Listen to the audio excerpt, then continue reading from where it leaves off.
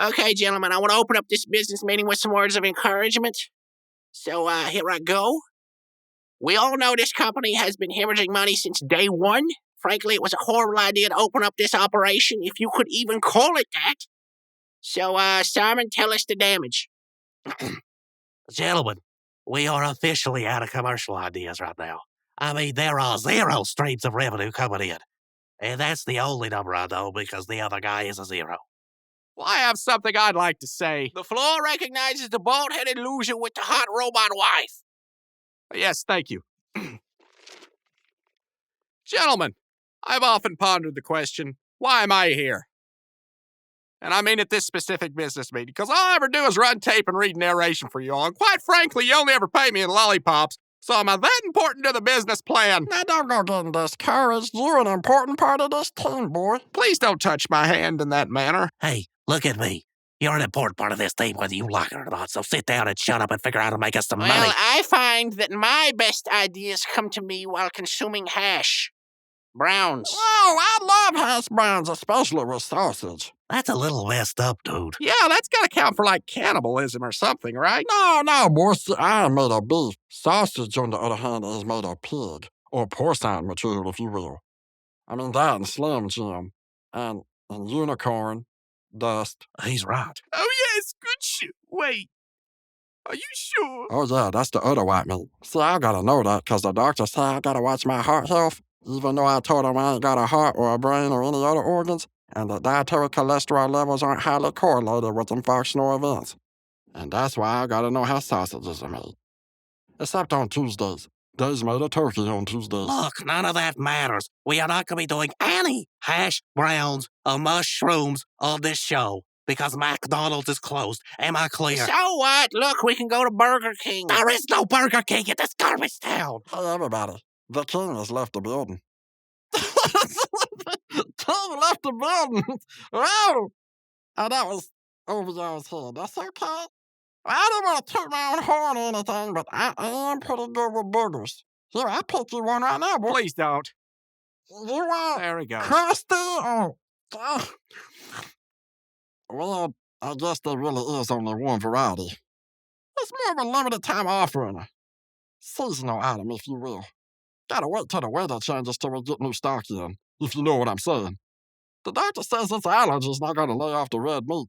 Even though I told him that I am red meat and that dietary cholesterol is not highly correlated with Whoa! Slow your roll, Kemosabe. I'm gonna have to cut you off right there. You cannot be the Burger King because I am the Burger King. I've already trademarked it. You can check the patent office. You can't do that. You already got to be the booty gummy like guy. You can't be this too. Guys, calm down. Why don't we start serving breakfast here, then we can all be Burger Kings? No. That's a horrible idea. But it's given me a great idea. We could start serving breakfast here. Like Supertramp. Who's that again? Come on, Supertramp, Take a look at my on again, off again, GF. She's the only one I got. Yeah, I'm still drawing a blank here. Oh, well, I'm so glad you asked. It's Armamoto. She's my girlfriend. Yeah, you don't say. Why, yes, I do. She's my girlfriend. Oh, yeah, sorry. I forgot. You think old Miyamoto could spot us enough money to buy supplies for breakfast? No, I don't think she can because that is her money, and she works hard for it. She'll use it how she sees fit. Oh, excuse me. I'm so sorry. I didn't know asking for money was a crime. I'm starting to think this motocross chick that you keep bragging about probably ain't even real. She is too real. Although, I do have my reservations every now and then. Oh, yeah? What kind of reservations? Well, she just sounds a little weird every now and then. Oh, don't worry about that, Simon.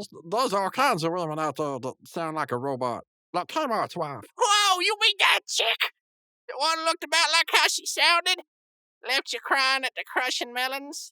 Said she had to go to college? Well, no, first off, I wasn't crying, okay? I had one of them cheap lemons that you all serve. I took it with me in my hand and I forgot about it. I had to go to the bathroom. And I slipped in there because there was pee-pee on the floor. Oh, yeah, I'm sorry. I TT'd. I couldn't reach the urinal. And I squeezed the lemon and got in my eye. Because that's what happened. Yeah. Sounds convincing, except for she left you to go to college. Well, that's because she is a sophisticated lady, and she needs to spend her time wisely. And apparently spending it with me is not that wise, except for she does come to visit me, but apparently it's only me because everybody else says they don't see her. But the real freaky thing is that when she's talking to me, there's this giant reverb tail that just floats off into this vast nothingness. And then, when she leaves, I come to, and it's like a giant time lapse has happened, and everybody else says that she wasn't there. That must be what love is like. Yeah. Well, good luck with that. Hey, wait, I got it. We're not going to serve breakfast. We're going to sell guitars. But none of us know how to do woodwork. Hey, I do. You know, I could probably do this thing. Look, I can take the blank here we necks, and I go. can just file out the little holes for the frets. I can put the Everyone frets in, stop the press. and then it's going to take me just a Kmart couple wants of to months to talk bend the about how wood he out can for the do body, something and then I'll take the special. bridge and put it on there and the saddle. And then it's just a matter of letting it dry out. No, stop. We are not using wood. Just stop. You'll stink. We're going to make them out of toilet seats.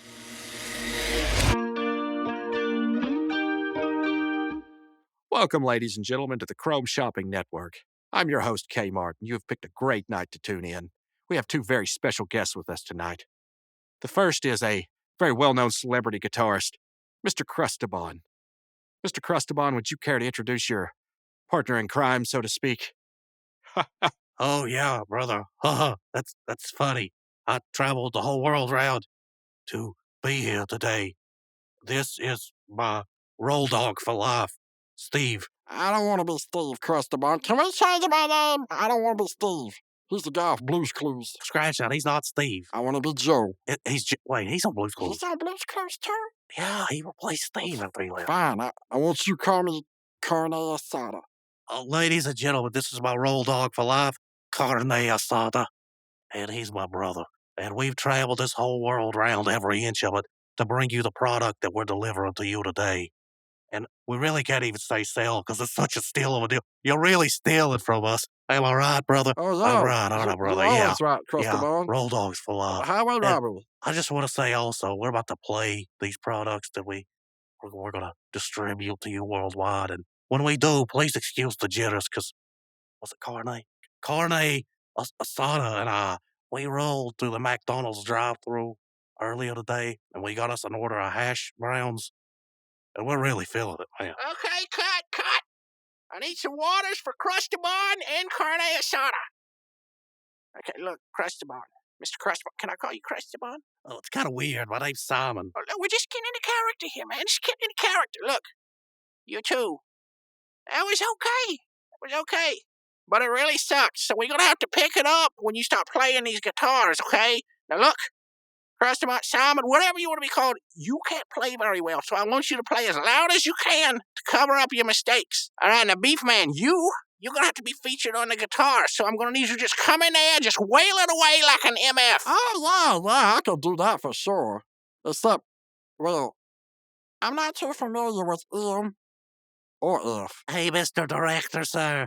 I don't know why I'm asking this, because I obviously already know, but I don't think he does, so could you please explain to him, what is an MF? It's a manly freeloader. Oh, yeah, I can do that, dude. I'm a man's man. Well, yeah, I mean, that goes without saying. Of course I could do that.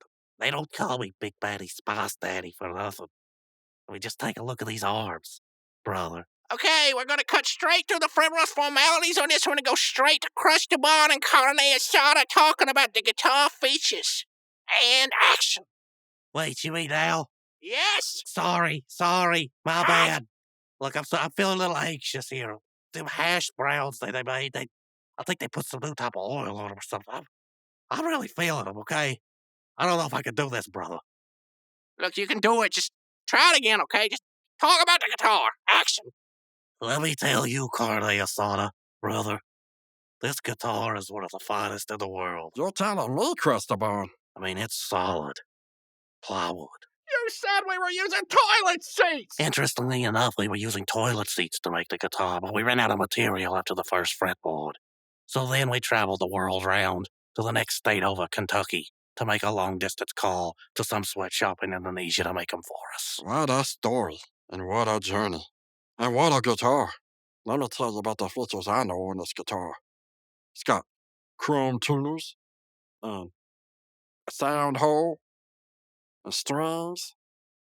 This is a pretty good guitar, Crustabon. Oh, yeah, brother, it is a good guitar. And now we're going to give you the bonus packs, which includes an extra E string, Rusty Corroded Edition, of course, and an extra pick, but not just any pick.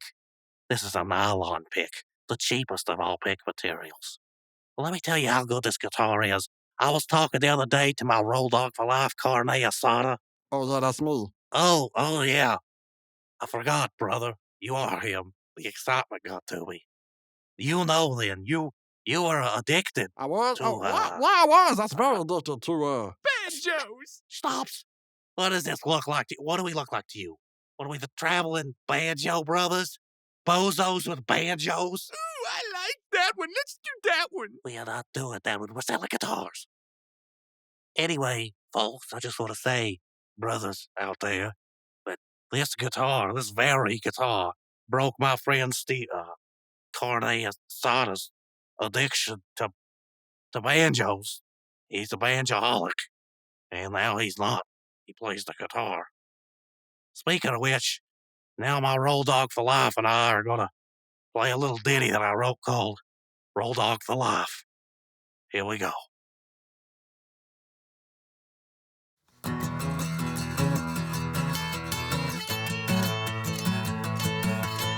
Hey, Crustabon, I can't hear my guitar. Could you quit playing so loud? I can't. It sounds good to me. Maybe you should get on the hash browns. Hear what I'm hearing. Brother.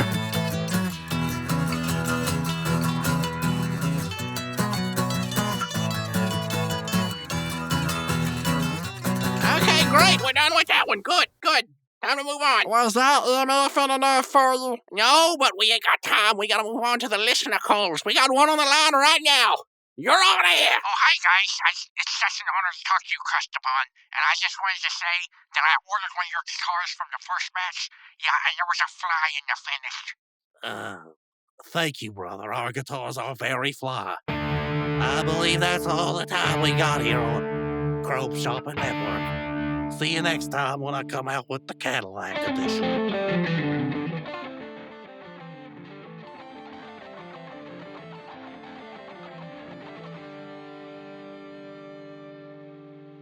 And we're live. Welcome, everyone, to the show that just keeps on giving you everything you don't want. This is just a regular show about the regular show. Regular time, as some people like to call it. I'm your host, that guy with the name that nobody wants to say, nobody wants to hear. We're going to have a good time today. Before we begin, I've got to get some house cleaning out of the way. I have a bit of a head cold / flu / I don't know what it is, but it's made me sick enough to where I feel like I have drop foot. All my joints are aching, and I've missed work for today, and will probably miss tomorrow as well. Anyway, if I sound like crud, I apologize. I may not have the golden pipes ever, but I really won't today. But we're going to get through this, and it's going to be a good time, because this episode you're listening to, this podcast is a very special one. Why, you may ask? Well, it's because it's the one we're listening to right now. I should say you're listening to. I mean, I only listen to myself occasionally. Narcissist. Sorry. Is that head cold? Anyway, getting on to the date at hand, April 11th, 2011. That's the date that the episode Temp Check comes out on Cartoon Network for the regular show. I thought I was reviewing Jinx today, but I'm not. I'm reviewing Temp Check. And that's a little bit of a pleasant surprise and a little bit of a letdown, because I thought I was further ahead than I am, but also I like this episode better than Jinx. Yeah, I don't know why I'm rushing to get through the series. I have this weird phobia maybe, that I have this constant feeling that I need to be 15 to 16 episodes ahead, to where I can always have something that I can edit and put out in case something hits the fan and I can't record, which will be the case later this month. We have to host the state tournament for basketball, and that's going to be 3 days of Well, 2 full days of work and then 1 day after school. So 2 weekends and then 1 day. So it's going to be a while that I don't get to record. So I need to get some of this stuff up, Anyway, I don't think you'll notice a difference. April 11th, 2011, Cartoon Network, Temp Check airs. That is also the date that the episode of Adventure Time, The Limit, airs. I'm going to talk about both those here. Now, obviously, I'm probably just going to talk more about the Adventure Time episode here because I'm going to talk more about the regular show episode when we get into it. But I remember that last time I said I was going to start comparing these two episodes, kind of putting them up head to head. And this episode, The Limit, it is an episode, I don't remember much about it, although I did watch it recently. Well, fairly recently. From what I remember, Jake and Finn are doing a quest for a hot dog princess or somebody.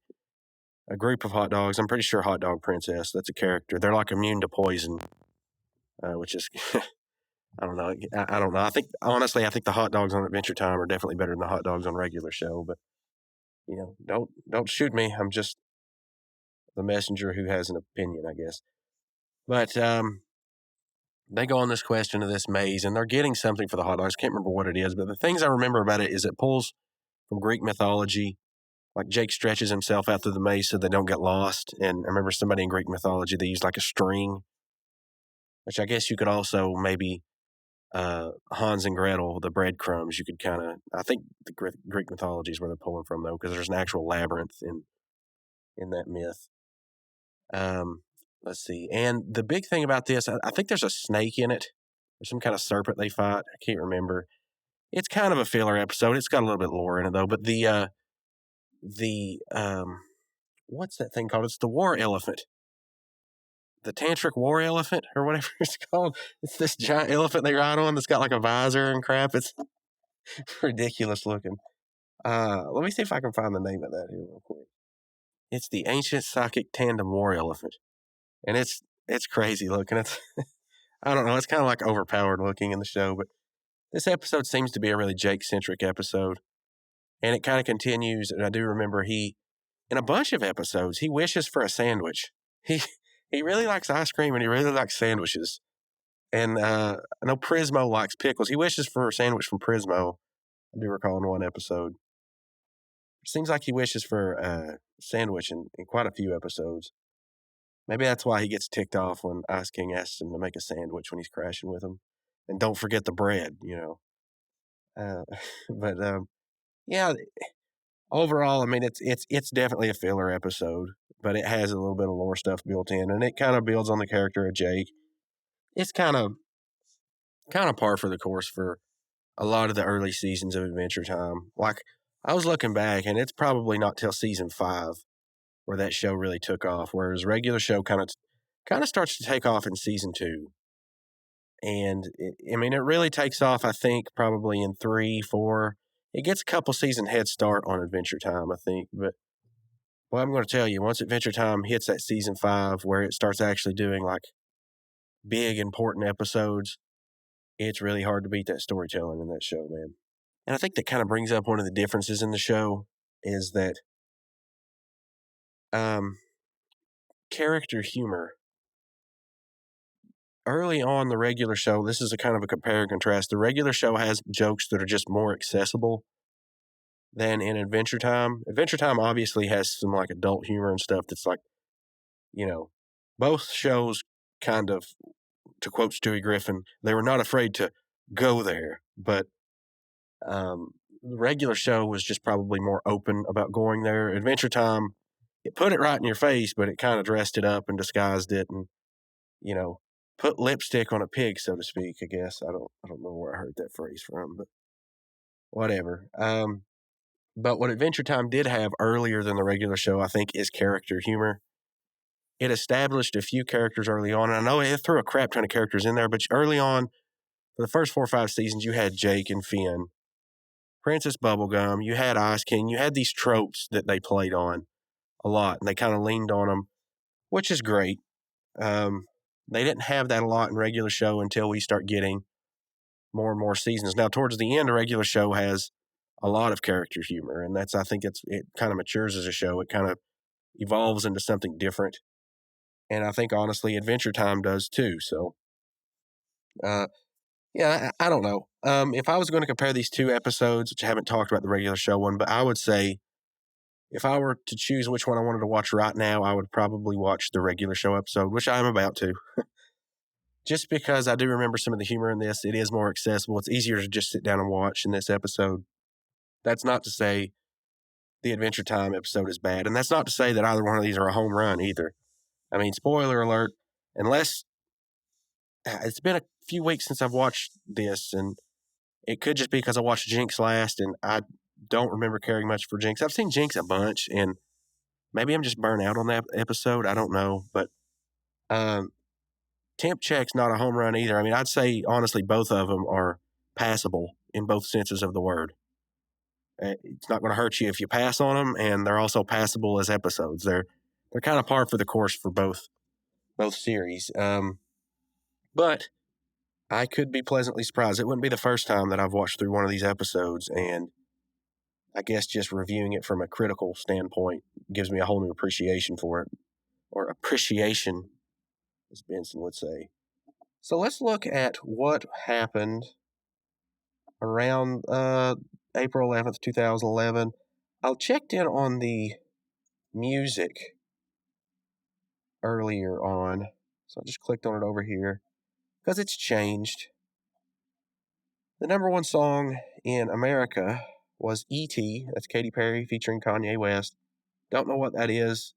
Quite honestly, it doesn't look like it interests me. Don't know.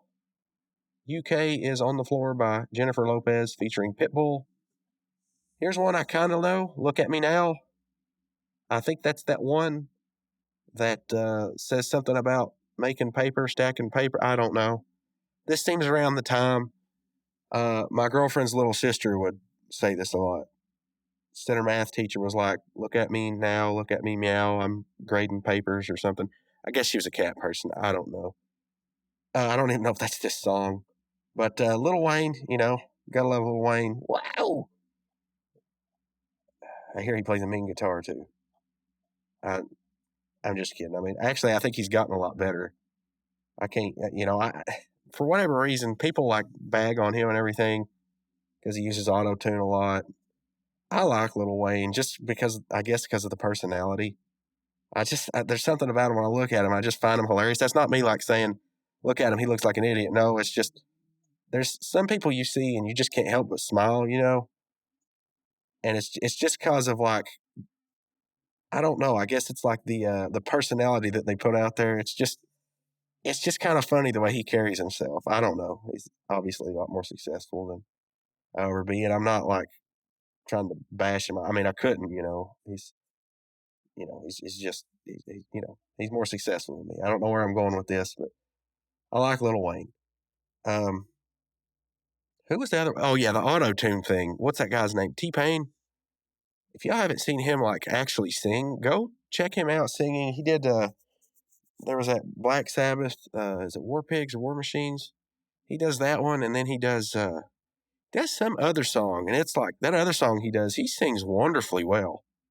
I mean, it's no auto tune. Like he's live, and maybe there's like a Waves tune live on there, but like it's obviously it's not like obvious through the roof. The guy sings pretty well. He's got some vocal chops.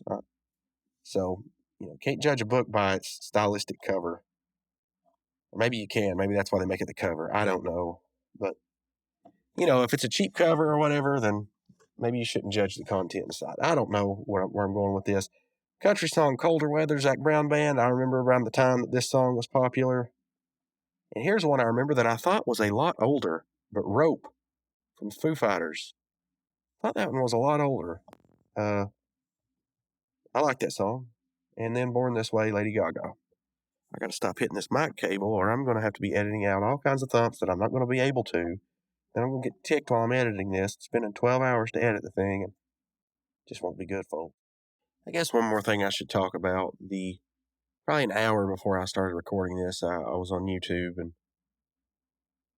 Game Theory has always been not always, but I remember in the past, it was a channel that would just inevitably pop up on my feed and I would watch, and I thought, oh, Matt Pat, puts a lot of work into that stuff. Pretty clever and stuff. Well, he announced today, and you'll be hearing this months later. So if you even know who MatPat is, which I'm sure probably at least 3 out of the 18 of you that are listening. Yes, actually 18 now. I checked. We had 18 listeners on that episode 11 for Rigby's Body.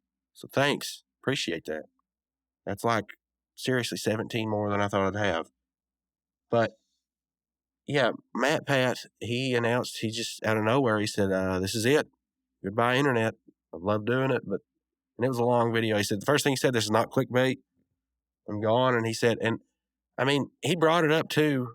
There was another guy. He said, after 10 years, it's time for me to quit the internet. I guess that guy just got in a helicopter and flew off. I don't know. That popped up on my feed too, but I didn't watch it because I didn't know who the guy was. But I guess all these YouTubers are quitting.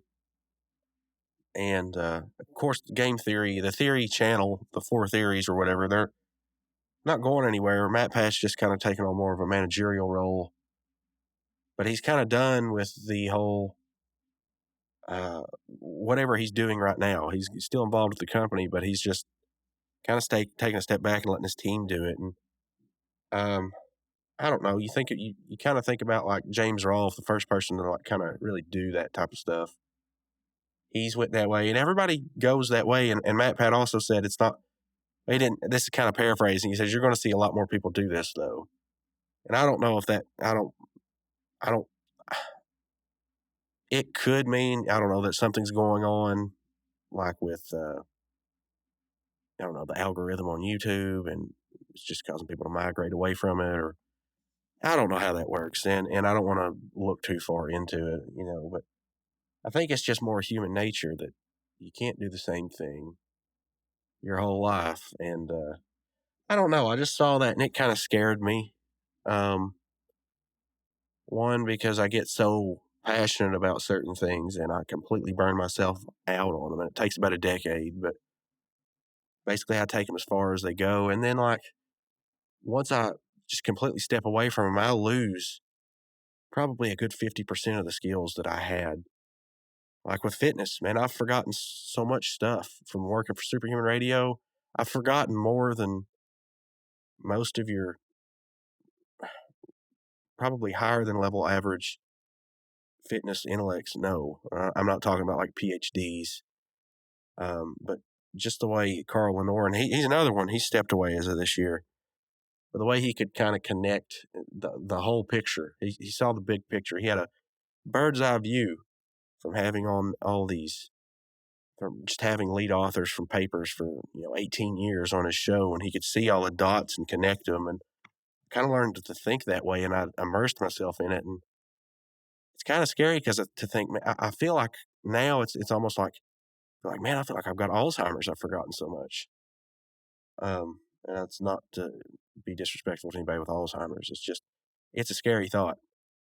And I kind of think, well, man, I don't know. I want to be passionate about something for the rest of my life. Otherwise, what's the, I don't know. But doing this show, it's like, wow, I'm just on season 2. Can I keep going till season 8? Which I fully intend to, Lord willing. I don't know. It's just scary how, I don't know. Which I guess he knew for a while. So, but yes, I do intend to get through season 8. I would just like to be able to. There's quite honestly, there's nothing quite as I shouldn't say nothing, but there are a few things that are as fulfilling as being able to like actually efficiently make like a commercial. Like obviously, I spend way too much time on making these things, and they blow up in my face anyway because I've hit the D-click on the restoration too hard, or relied too heavily on D-breath or something, or hit the limiter too hard, which honestly, it's like I shouldn't even have a limiter on there in the first place. Whatever. I've learned that, and hopefully I stop doing that in the future. But there's nothing quite as fulfilling as being able to actually create something that I can actually, I don't know, say, hey, I put my effort into that, and It's not going to make me any money ever, but, at least I'm not a total screw up at everything. And I'd like to be able to keep doing that with this podcast. I would honestly like it to be less time consuming, though, because, man, should we? Woo, it takes about 2 weeks to get one episode recorded anymore. Just finding the free time and then just getting the motivation to actually come in here and make them, which that's like flipping a light switch, though, because one day you'll wake up and it'll be like, man, and everything's just flowing, and you'll come in, and it's just like you gotta hit them on the right days, So I guess I gotta learn to take that stuff in stride. I get too impatient, I suppose, set my goals too high. But yeah, maybe that's why I'm like I need 16 episodes ahead. But this is not a psychological evaluation of me. Let's talk about the episode here. What's this episode called? Temp Check. Yeah, Temp Check. It's production code 215, season 2, episode 15. Directed by Mike Roth. Written, storyboarded by Benton Connor and Calvin Wong. Synopsis: Rigby unknowingly hires a wanted fugitive as a temp to do his work at the park, and soon learns of his devious ways when he begins to steal his identity. Now, I don't know if that's 100% accurate synopsis or not. I could be wrong on that, but I don't know. Maybe they're just spoiling it. I don't know. Voices, though, Mordecai, Bird, and High Five Ghost, J.G. Quintel. Rigby, character of Dude, and the character of Art is William Salyers. Pop Spence and Muscle Man is Sam Marin. Skips, Flunky number 2, and Detective is Mark Hamill. Doug, Flunky number 1, and Police Officer is Roger Craig Smith. All those voice actors we've basically talked about before in the past. Don't think there's anything really much else to talk about here. The episode received 1.689 million views. One of the characters, the I don't know if you call him the antagonist, but he makes a reappearance in season 7. So yeah, they do some Rigby character building in this episode. So this isn't really a super throwaway episode because they do make callbacks to it. I'm trying to think if there's anything else. Well, just scrolling through here, the pop culture references, here's something that I didn't know. The main plot of the episode is a parody of Star Trek VI, The Undiscovered Country. Did not know this. Did not know this at all. Okay, well, let's get into viewing this bad boy.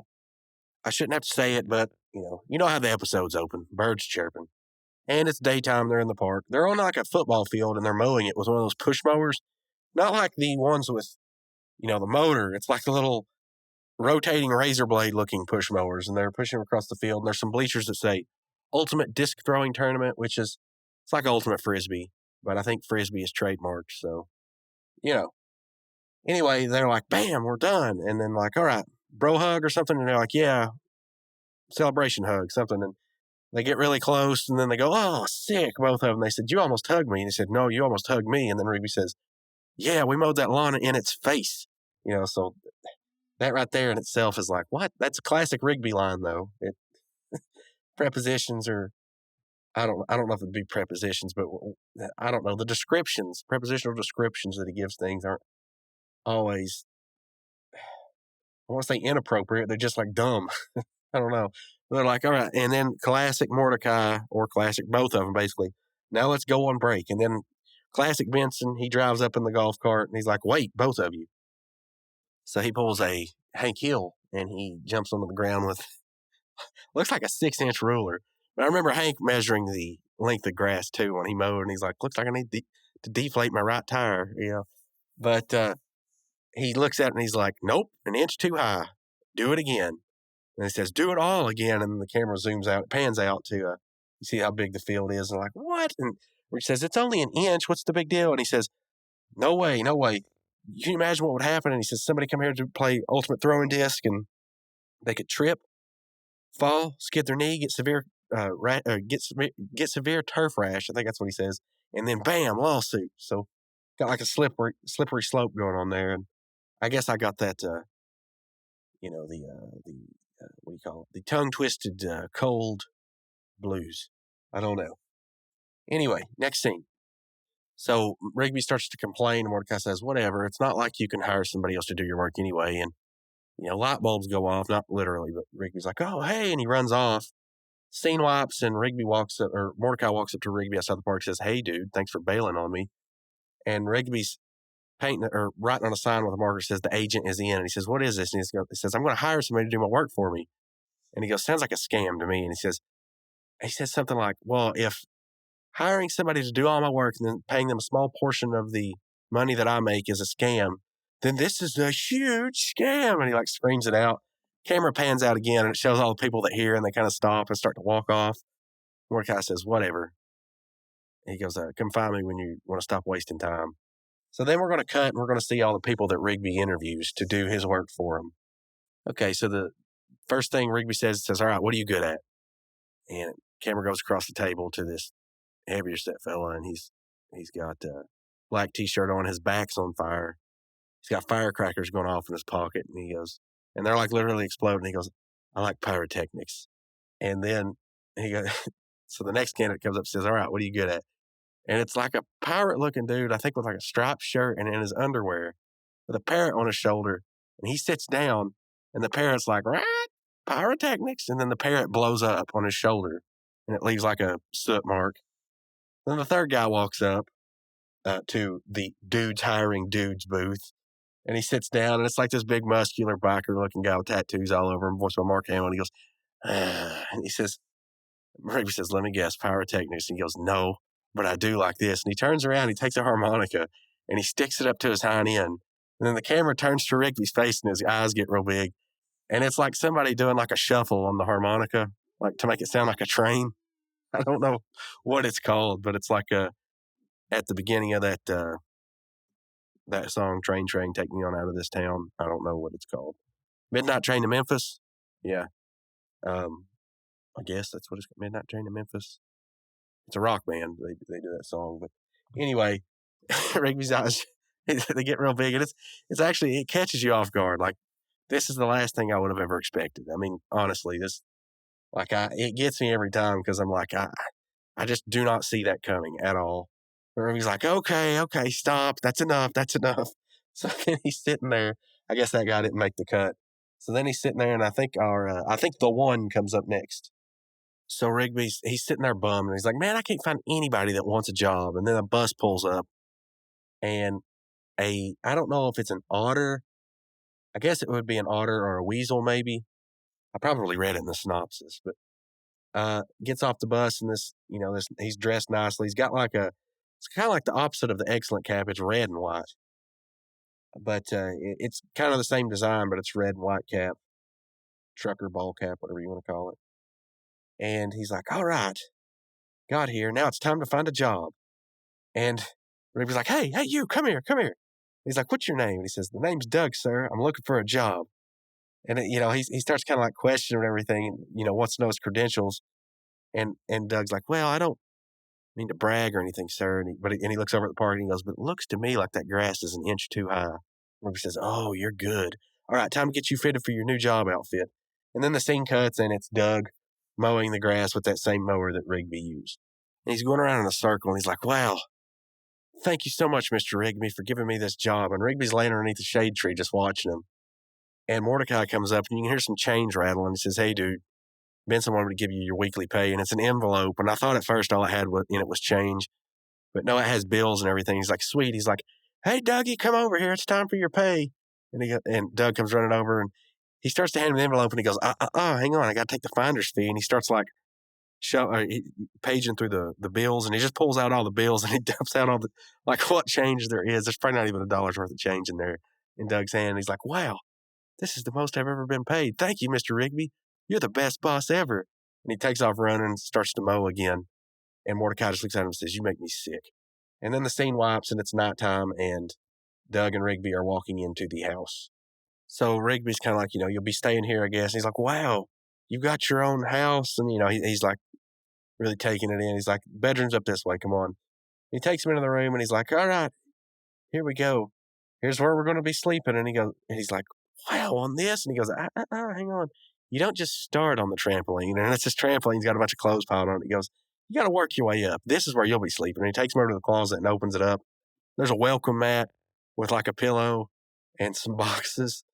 And he's like, there's some socks in there in case you get cold. And Doug's just like, wow, my own bed. And he just keeps, you're the best, Rigby. You're the best, Mr. Rigby. Quite honestly, though, there are some days when that welcome mat kind of looks, when I'm at work, I'm thinking, I'd like to take a nap on a welcome mat right now. But whatever. The scene wipes again, and Doug and Mordecai are raking leaves. And as par for this episode, Rigby's watching them both do it. And he's like stretched out and he goes, I'm tired. I'm going to take a break. Keep it shaking with the raking, guys. And Mordecai gets mad. He goes, keep it shaking with the raking, guys. And Don's like, no, it's more like, he goes, that's pretty good, but it's more like this. And then he does an impression of Rigby, and it's like spot on because it's William Salyers doing the voice, But they did change it up a little bit, it sounds like. It sounds like that either he was closer to the mic for like that proximity effect, or maybe it didn't sound like he was in the same room. It wasn't as open. It didn't sound like there was many reflections coming off the wall or something. But I don't know. I could be wrong. But anyway, Mordecai's super impressed. He's like, that's spot on. And then Rigby comes up and he's like, what's spot on? And Doug's like, hi, I'm Rigby, blah, blah, blah, blah, blah. And Mordecai's just laughing. He's like, whatever, and the scene wipes and Rigby comes up and they're at the table in the house and Mordecai's eating breakfast. He's like, dude, that was not cool. And then Mordecai's like, you should have seen your face. And he goes, no, Mordecai, it was not cool. He goes, impressions are the lowest form of comedy. He goes, hey, my name's Doug. I'm easily impressed because I have a small brain. And it's like not a good impression at all. But he's like, see, anybody can do it. And then Doug comes along and at Mordecai, yo, Doug, hey. And he comes up and they do like this, I guess a secret handshake they've made up or whatever. And obviously that's going to make Rigby a little bit jealous. So now we're going to start seeing like these things unfold. We're going to start seeing the rising action of this episode, I guess. First thing, they mentioned they were going to do 2-on-2 hoops. Rigby wanted to come, but like, no, it's kind of a 2-on-2 rematch. And bet you can't guess who they're going to be playing. This will be another episode idea later on with the King of Basketball. But they're playing High Fives Ghost and Muscle Man. And Fives is like, cover him. And Muscle Man's like, I've got this fool. And, he's like leaning into Mordecai. Doug comes running up. And he goes, from downtown, and he smacks High Fives Ghost in the face. I don't know if it's just like bad animation or whatever, but like he like stiff arms him in the face and does a hook shot and hits him. Or not hits him, but he hits the goal. He gets the points, so to speak, if that's how basketball works. I'm not sure. And Rigby, he's in like this. It's like one of them playhouses with the plastic bubble that you can look out of, and he's inside of there, and he's like, I could have done that. And then Doug takes his hat off and he ruffles his hair and like his hair pops up and it looks like Rigby's. And it's not really that obvious though, because Rigby's like, hey, they had to point it out. He's like, hey, that's my hairstyle. And then the scene cuts and we see some people in line. One dude kind of looks like Thomas, or it's just a human though. He's not a goat, but he kind of looks like Robin Hood too. He's got like who's that dude that went riding into town, riding on a rocket, strapped a feather in his balloon? Yankee Doodle? Maybe? Peter Pan, Yankee, got a feather in his hat. Macaroni guy, but whatever. That guy's standing in line. I mean, I'm sure it's not that guy, but kind of looks like the guy. Anyway, on to what's happening. So this next thing that happens, it's kind of to make you think like, hey, Rigby might be a little bit crazy about this. So they're kind of throwing you the swerve here, but they're making hot dogs at the snack bar. And the guy's like, 2 hot dogs, please. And he goes, 2 hot dogs. And then Doug says, 2 dogs for my dog or something like that. And he flips them off the spatula. And Mordecai says, I got him. And he catches him in the buns. And he says, oh, and he slams them down in this metal tray. And somehow they got mustard on them. I don't know how, because it didn't show that process at all. But he slams them down. But the funny thing is like the hot dog like falls out of the bun, like, and it's laying on the tray. So you've got a bun with a hot dog in it. And then it's like a stray bun and then a stray hot dog laying there. And the guy's just giving them, like this mean stare, which obviously is like, dude, just do your freaking job. But anyway, he got too enthusiastic, I guess. But then Doug's tail sticks up, and then Rigby's spying on him from in the trash can, and he's like, he's sticking his tail up just like me. And it's like, dude, you're not the only critter with a tail. But anyway, the next thing, Rigby's spying on them from behind a tree. Let's see what they're doing here. So Mordecai and Doug are talking, and Mordecai's like, dude, I love working with you. We make a great team. And he's like, yeah. He's like, you just work so well. And he's like, that's me. I love the work. And he goes, I guess Rigby just, and he goes, I probably shouldn't say it. He says, say what? Go ahead, say it. And he goes, well, Rigby's just a little lazy. And Mordecai goes, yeah, he is. They kind of they banter on like that for a minute. And then Benson walks up. He's like, hey, I got to thank you to Ultimate Disc Throwing, or maybe he says Ultimate Frisbee. I don't know. Ultimate whatever was a great success. So thanks. Keep up the good work, Mordecai. You too, Rigby. So he mistakes Doug for Rigby at this point, and he walks off. And then Doug says, yeah, thanks. And then he turns around and he looks right at Rigby, and the camera kind of zooms in on his face, and he goes, Benson. And Rigby's like, no! The scene wipes, and Mordecai's in the house playing video games. Rigby walks up to him, and he's like, dude, Doug is freaking me out. And Mordecai's like, no, come on, man, you're just overreacting. Something like that. You're full of it. And he's like, no, am I? The dark circles around his eyes, the lovable scoundrel shtick, classic Rigby. And he's like, dude, he's probably got circles around his eyes because he keeps working for you all the time. And he goes, whatever, just give me my paycheck so I can pay him to get out of here. And he goes, nice try. And he goes, what do you mean? He goes, I paid you 2 hours ago. And everybody's like, where's Doug? Because, Doug's taking his paycheck. And he's like, he's upstairs taking a shower. So he runs at Rigby, he scanters upstairs. He's pounding on the door. He's all, Doug, Doug, Doug, Doug, Doug. And Doug comes out and he opens the door and there's steam rolling everywhere. And it's like covering up his nether regions, which he's an animal with fur. But he's like, what's up, Rigby? He's like, give me my paycheck. And he's like, oh, what paycheck? You mean this one? He goes, well, here, take it. And Rigby reaches out to get it. And then Doug kind of gives him a taste of his own medicine. He goes, got to pay the finder's fee first. So things start getting out of hand, even though Doug's basically just treating Rigby the way that he was treating Doug. I mean, at this point, it's like maybe 50-50, like who's in the right and who's in the wrong here. But, Rigby's Rigby, darn it. And he's right and Doug's wrong because this is the regular show. Anyway, Doug says, he's like, besides, I'm more Rigby than you'll ever be. And then his arm kind of crumples up and changes into Rigby's arm, and he reaches out and grabs Rigby by the throat. And then the rest of them changes into like a Rigby doppelganger, just like look-alike. And they're like, I'm Rigby. And they start tussling and end up rolling down the stairs. And Mordecai runs over and he's like, Rigby. And they're both like, what? And he goes, whoa. So the next scene, they've got the two Rigbys lined up in the park. And of course, they got Skips there and he's examining them and he's like, uh-huh. And he walks over and he grabs Rigby by the face, or one of them. And he's like grabbing their jaws, and he opens their mouth and looks at their teeth like at a dog show or something. He's like, ugh. And he goes to the other one, starts squishing his face, and he goes, ugh. He's like, yeah, I can't tell the difference in them. And Benson's like, all right, fine. We're going to put each of you through a series of tests, and whichever one's not the real Rigby, I'm calling the cops. And they both look the exact same, like they both got the same expression on their face. So the first test is they're punching Mordecai, and they're both weak as crap. And he's just standing there taking the hits. He's like, they both can't punch. Then he punches them both, and they both roll around. And he says, they both can't take a punch. Then they're playing video games, and they're both like, they both die somehow. And they're like, they both can't play video games. And then they're mopping, and they both fall on the floor and like lay there. And Benson's like, they're both equally lazy, which I think is kind of a plot hole because it's like, if Doug really wanted to keep his job, he should have just kept working the way he was. I mean, he probably could have got taken on as a full-time employee and probably got Rigby fired if he wanted to. I mean, I don't know, but whatever. It's like he's turning into another lazy Rigby that they don't need at the park. Just I don't know. But anyway, his plot's working so far. So then the episode cuts to Benson asking them some questions, and it's like stuff like, what's Rigby's favorite sandwich? And one of them, I don't know, it's like double BLT, extra lettuce, no bread, hold the bacon. I don't know. It's something weird. But he gets it right. And then he's like, what did Rigby get for Pops for his birthday?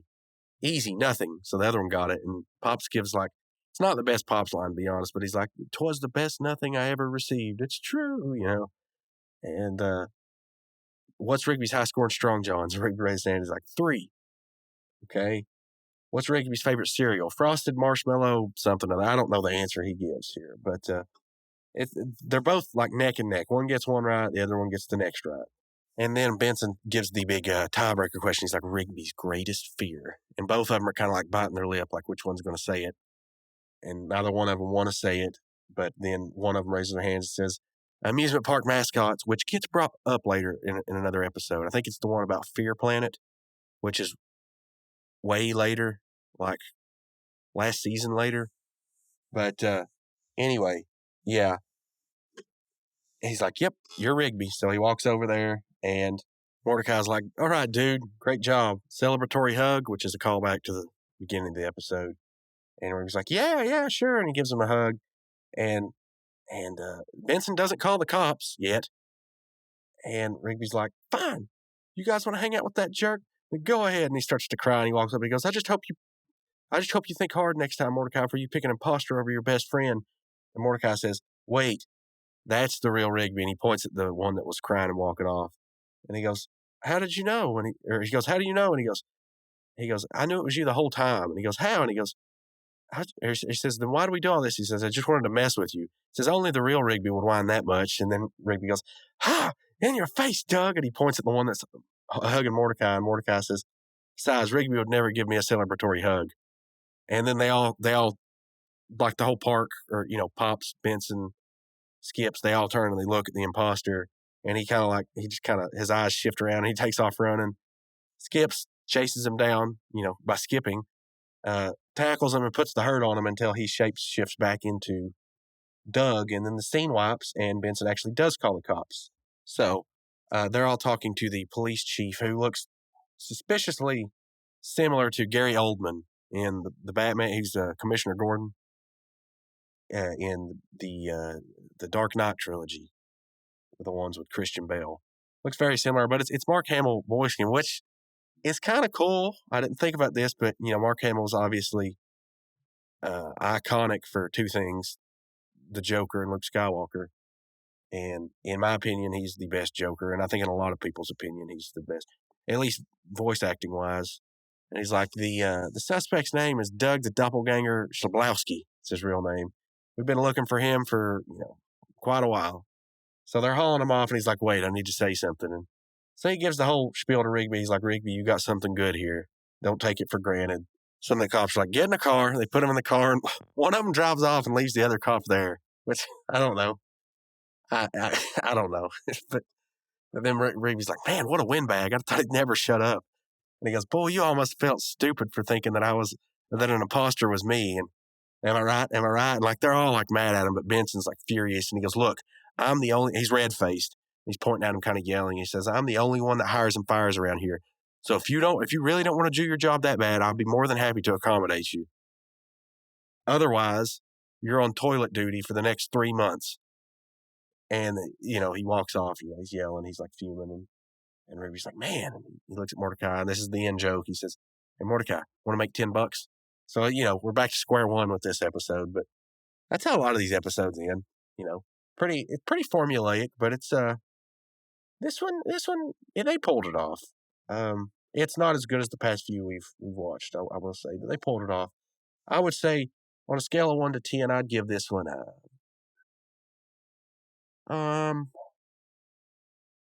probably a 5.5. Probably a 5.5, maybe a 6. It just isn't. It isn't bad. Every time I watch it, I enjoy it fairly. It just nothing about it sticks out. Even when I saw the title, most of them, I can see the title. Same way with King of the Hill. I can see the titles and be like, "Oh, that must have been this episode. I remember this episode." Or a lot of times even with Aqua Teen, I can do that. But with this episode of the regular show, I like Temp Check. I always, for some reason, I always think of a thermometer. I don't know why. And I'm thinking, I don't remember any episodes except for the one where Mordecai and the Rigbys return. I think that was either called The Return of Mordecai and the Rigbys or Keeping It Cool, one or the other. I can't, I couldn't think of what this one was about. So it doesn't stick out in my head. It's definitely not as bad as Meet Your Maker, which does stick out in my head. So this is just kind of, it's a little bit above middle of the road. They produced it well, but it's just not super memorable, I guess. It's not bad, though. Hopefully I like Jinx better than this one. I just don't. Jinx is another one that doesn't stick out in my head. I know what it's about. It's just, I don't know. There's something about Jinx that seems like my memory, the feeling I get every time I watch it, that I associate with it is, it's okay, but I don't know. Maybe, hopefully, I'll find something in it that I enjoy when I review it, because it's been quite a while, and I get that one mixed up with the one the one where there's the guy drawing the graffiti in the park. I think it's because there's the park bathroom, the park restroom is in both episodes. Not sure. But let's look and see if there's anything I missed in this episode, at least on the wiki. Let's see. When Doug is arrested, the police officer bears a strong resemblance to Commissioner Gordon. I already said that. I don't know how I missed this one. When Doug and Mordecai are playing basketball, Doug's quotes from Downtown and Boom Shakalaka, they're taken straight from the announcer of the 1993 arcade game NBA Jam, which, if you were alive at that time, that was kind of a big deal. NBA Jam was kind of like the first arcade style over the top basketball game that I can remember. You had like Tecmo Bowl in football where you would fight on the field, and the announcer would be like, "Somebody get a body bag," and Bo Jackson was completely broke, and you could run around the field 12 times. People would never catch you. NBA Jam was like 2-on-2 basketball, and the players, they were like cartoony looking, and it was like kind of a 2-dimensional type looking game. It had, from what I remember, it had like planes, so you could move up and down like the court, like what looked like 3 dimensions, but it was kind of like a flat background. It was a Super Nintendo game, so obviously you're not gonna have like an isometric perspective. Well, I mean, I guess that would have been the other option. You didn't have an isometric perspective. You had a from the side shot, but like your characters could do like these massive dunks, and like smoke would come off the ball and be like, "He's on fire," and you could shoot it from like way downtown, and it'd go right through the hoop and burn the hoop up, if I remember correctly. And you had like codes where I think like Bill Clinton was an unlockable character. You could get like all these celebrity characters and stuff. And then the episode's main plot, I think I read this one earlier. The episode's main plot is a parody of a scene from Star Trek VI, The Undiscovered Country. Okay. UK, Latin America, alternate versions, there's a censorship. The muscular redneck farting through a harmonica was changed to him shoving a kazoo up his nose. I guess that could work. That would be the UK, Latin America version. And that's about all I got for this episode. I'd say that harmonica joke probably was the high point, just because it's completely out of nowhere. But I also do like how they keep up with, one, they use this as a plot point for one of those, it's a Terror Tales episode, like the last one they do, I believe, in season 8. But I also like how they keep up with, they use that detail from Rigby, his greatest fear, in that episode. So like, character development and tying in stuff there, but also just how they go to Skips whenever they have a problem. Normally you'd think like Skips is, he's got some mystical solution and everything, but just this time he just starts looking at their teeth. He's like, examining their gums and crap. Something about that really gets me, but yeah, the character of Skips. Pops, this wasn't Pop's best episode, and quite frankly, I got to thinking about this today. I tried walking a little bit today, and it didn't go so hot. Just not feeling so well. It's kind of cold and rainy. But Pops, I'm trying to think of the first like big episode he gets, and he gets a couple, but the biggest one I can remember is like in season 7 when he goes to like a television production company, and like he's like trying to escape. It takes place in one day, but like it looks like he ages like 80 years. But it's a good episode because like everybody before that last season, they kind of get their, not really a swan song episode, but like they kind of tie up things because the last season's quite a venture from what the average regular show is. But yeah, so that's like Pops' big like swan song episode, I believe. And it's not as big as the others for a very particular reason. He gets a bigger story in the last season, but yeah, like I said, Doug appears in another episode. It's way later. And I guess that's all we got. So come back next week. We're going to learn about Jinx. And Jinx is the synopsis for Jinx. Rigsby falls victim to a game of jinxing and unleashes a demonic form of himself to the park after trying to break the jinx himself. And actually, there are things I like about this episode. I do remember now, like some of the crap that goes on when they are jinxed. It's the end of the episode that kind of gets me that I don't care much for. Or maybe it's not even the end. It's just the monster, the demonic form of Rigby himself that I don't. That's kind of what I don't care for. I'm getting ahead of myself, but I do got to credit them though. When I think back on it, they were what they were going for, at least in that episode, was probably more venturous than what they were going for in this episode. Just sometimes things don't always land, and it may actually land. Like I said, I don't know. It's been a few weeks since I've watched these. So that being said, I appreciate you guys listening, and please come back for the next episode. After that, we've got, what is the episode after that? See you there. See you there. Oh, yeah, that's the one where Muscle Man throws a party. That's a good episode, yeah. That's a pretty good one.